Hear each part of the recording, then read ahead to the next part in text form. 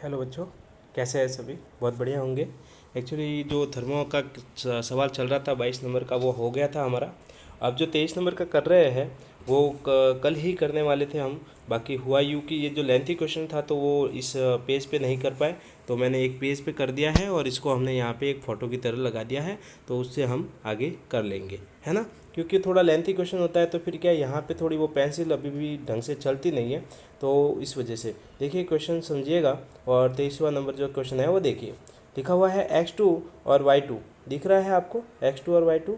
इससे हमें x और y बन रहा है। पहले इस क्वेश्चन को अच्छे से समझिएगा, है ना। थोड़ा लेंथी क्वेश्चन इसलिए आराम से समझिए कि x2 और y2 है जिससे एक्स वाई बन रहा है, और इनकी आबंध वियोजन ऊर्जाओं का अनुपात है। आबंध वियोजन का मतलब जब भी ये टूटेगी तो उन टूटने का जो अनुपात है वो x2 तो टूटती है 1 के अनुपात में, y2 टूटती है आधे के अनुपात में 0.5 यानी आधा, और एक्स वाई जो बन रहा है वो बनेगा आपका एक्स वाई के रूप में यानी 1% 1 के हिसाब से, है ना।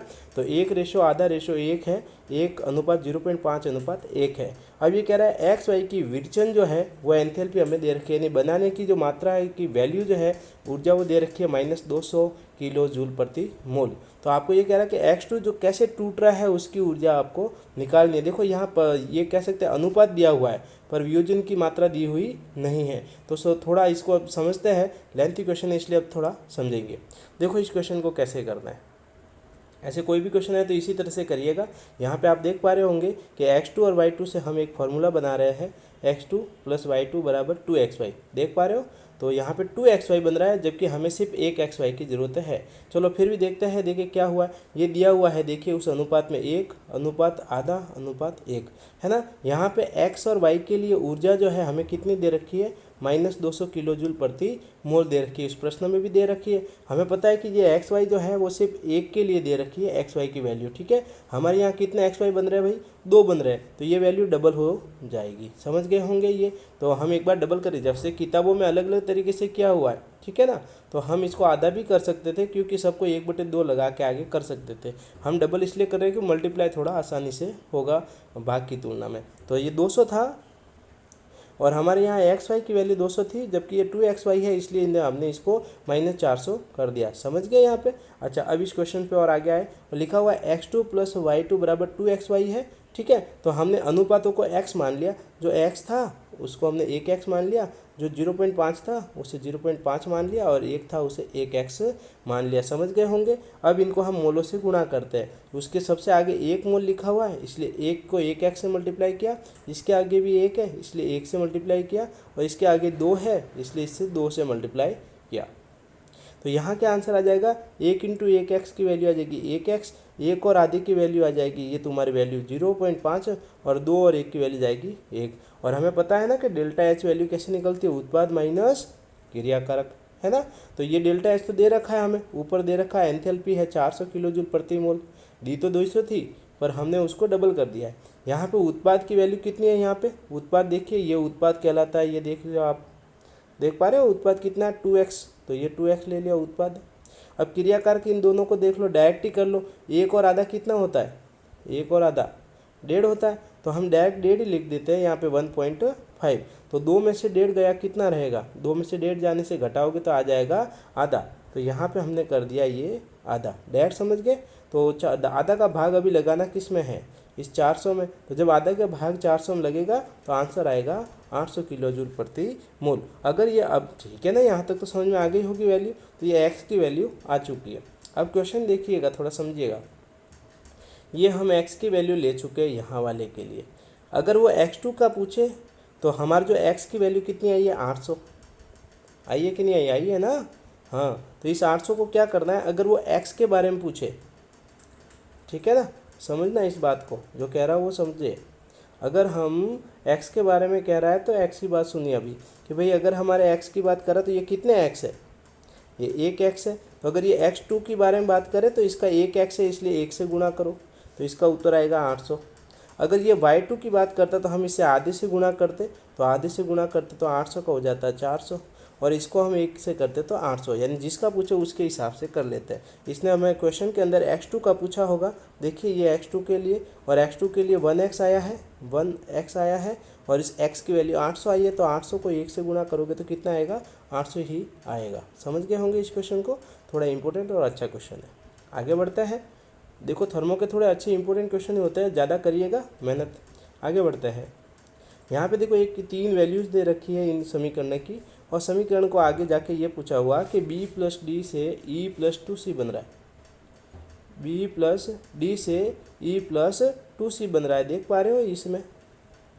तो हमें सबसे पहले डेल्टा एच निकालना है। तो आप पहले ये डिसाइड करिए कि बी डी और ये बनेगा कैसे, इन 3 से, 1 2 और 3 से बनाना कैसे। देखो थोड़ा समझना, हमें इधर b दे रखा है, देखो दूसरे वाले में, तो हम b तो यहाँ मिल जाएगा। हमें d चाहिए, जबकि d हमें राइट साइड में मिला हुआ दिख रहा है। तो हमें यहाँ क्या करना पड़ेगा कि किसी एक समीकरण को उल्टा करना पड़ेगा, है ना।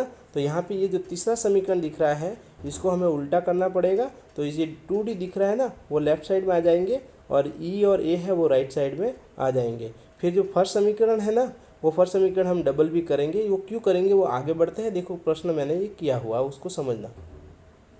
हमें चाहिए ये b plus D plus e2c चाहिए, b प्लस डी बराबर e प्लस 2c चाहिए। तो हमने क्या किया कि ये 3 समीकरण दिए हुए, तो हमने क्या किया, तीसरे वाले समीकरण को हमने क्या कर दिया, उल्टा। तो ये जो d है वो इस तरफ आ जाएगा, और e ये दोनों इस तरफ आ जाएंगे। देखो e हमारे इधर से उल्टा होने से आ जाएगा, ठीक है। अब बात करते हैं कि 2c चाहिए। तो 2c तो देखो सेकंड वाले में 2c दिख रहा है, 2c यहाँ पे, तो ये तो u का u आ जाएगा, यानी हमारा सेकंड समीकरण एज इट इज़ वैसा का वैसा आएगा। अब बात करते हैं b की, कि हमारे b यहाँ कितना है, ऊपर वाले में चाहिए कितना, 1b, पर हम इसके उल्टे करने से यहाँ 3b है। देखिए सेकंड समीकरण में, तो सेकंड समीकरण में 3b है, जबकि तो करना ऐसा है तो हम प्रश्न वाले पहले को थोड़ा डबल करेंगे। देखो क्या कर रहे हैं, हमने पहले समीकरण को कर दिया डबल।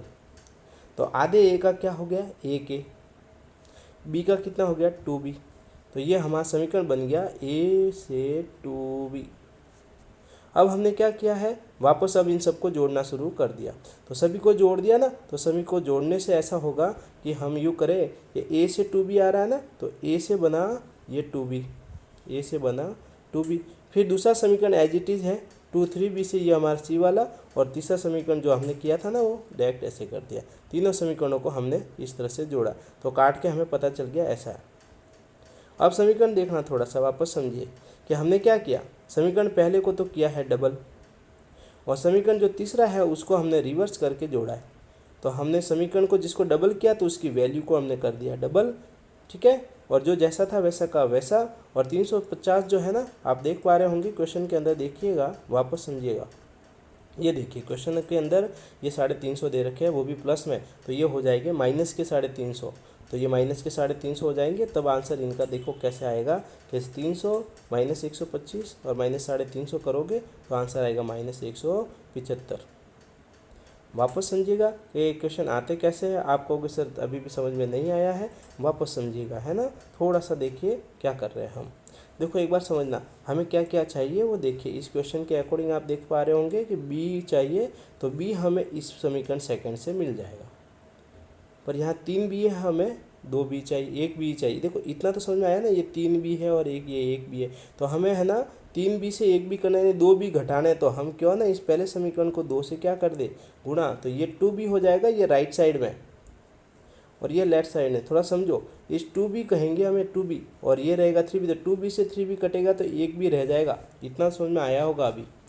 इसका मतलब समीकरण नंबर सेकंड की वैल्यू सेम रहेगी, फर्स्ट को डबल करना है, और थर्ड की वैल्यू को हमने उल्टा करना है। उल्टा इसलिए करना है क्योंकि डी सब राइट साइड में, हमें लेफ्ट साइड में चाहिए, तो ये डी इधर लाना है। तो इसको हम उल्टा करेंगे तो ये हो जाएगा 350, इसको हम डबल करेंगे इसका हो जाएगा 300, और ये एज इट इज़ हो जाएगा। तो जो प्लस का है प्लस रखिए, माइनस का माइनस रखिए। ये प्लस का उल्टा हो गया था तो माइनस 350, और घटा के ये जो आएगा माइनस 175 आएगा। आगे बढ़ते हैं, ये भी अच्छा क्वेश्चन है, समझिएगा। 4H दिख रहा है, उससे 2H2 बन रहा है भाई, ठीक है, अच्छी बात है। और ये कह रहा है एंथैल्पी परिवर्तन हो रहा है, 869.6 किलो जूल बन रहा है। 869.6 किलो जूल। और ऊपर से ये पूछ किसका रहा है, एच एच बंद की वियोजन ऊर्जा। देखो तोड़ना किसको, एच एच बंद। अब थोड़ा क्वेश्चन को समझिए, यहाँ पे हमारे पास 4H है, 1H 2H 3H and 4H, ये सब मिल कर ये चारों जो है वो चारों क्रिया कर रहे हैं। थोड़ा समझना, ये चारों के चारों क्रिया कर रहे हैं। जैसे ये चारों क्रिया करें तो ये 2 जने मिले H2 बनाया, ये 2 जने मिले H2 और बनाया, यानी 2H2 बन रहा है। तो इसका मतलब रिएक्शन इन चारों हाइड्रोजन मिलकर सिंगल हाइड्रोजन मिलकर 2H2 बना रहा है। जबकि रिएक्शन में हमें HH बंद को कह रहा है। HH बंद किस तरफ है, ये तो सब चारों एक सिंगल है, सिंगल, यहाँ पे HH 2 है ऐसे। तो हमें इसको उल्टा करना पड़ेगा क्योंकि HH की पूछ रहा है। तो HH की पूछ रहा है तो हमें 869 का माइनस है वो कहाँ क्या हो जाएगा, प्लस का। देखो यहाँ इस क्वेश्चन को देखिए, 4H है, 2H2 बना रहा है, वैल्यू जितनी दे रखी है। जबकि हमें पूछा है HH को तोड़ने की, तो HH तो इस तरफ है, तो हमने इसको उल्टा कर दिया। उल्टा करने से माइनस का क्या हो गया, प्लस। अब हमें HH कह रहा है, जबकि हमारे पास HH कितने जने बने, 2 बने। कि सर नहीं समझ में आया, तो देखो वापस यहाँ 2H2 बन रहा है, पर हमें एक का ही निकालना। तो 869 में 2 का भाग लगा दो, क्योंकि हमारे पास HH के जोड़े 2 है। हमें एक जोड़े का पूछा है, इसलिए 2 जोड़ों का भाग लगाएंगे तो एक जोड़े का 434 आधा हो जाएगा, है ना। ये था क्वेश्चन नंबर 25। आगे बढ़ते हैं इस क्वेश्चन में, 26वें क्वेश्चन में। तो क्या कहना चाहता है, 26वें क्वेश्चन को ध्यान से देखिए। ये वो पहले वाले क्वेश्चन की तरह ही है। Fe2O3 + 3CO दिख रहा है और 2Fe + 3CO2 बन रहा है। फिर एक रिएक्शन ये, एक रिएक्शन ये और तीसरी रिएक्शन ये, इसकी निकालनी है। अब सबसे पहले ऐसी कोई तीसरी रिएक्शन के जब भी आए तो आप देखो कि इन 2 अभिक्रियाओं से ये कैसे बन सकती है। तो आप देख पा रहे हो कि Fe2O3 से तो सीधा Fe2O3 बन जाएगा, यानी ये इसी तरह से रहेगी। अब हमें चाहिए CO, जबकि इधर की तरफ ये देखिए, ये Fe2O FeO दिख रहा है, ये FeO इधर है ही नहीं राइट साइड में, ये हमें इस लेफ्ट में मिल रहा है। तो इसका मतलब ये हो गया कि हमें ये सेकंड वाले समीकरण को उल्टा करना है, यानी ये लेफ्ट वाले सब किधर आ जाएंगे, राइट में, और राइट वाले सब आ जाएंगे लेफ्ट में। थोड़ा समझ पा रहे हो वापस क्या कह रहा हूँ, समझना बात को।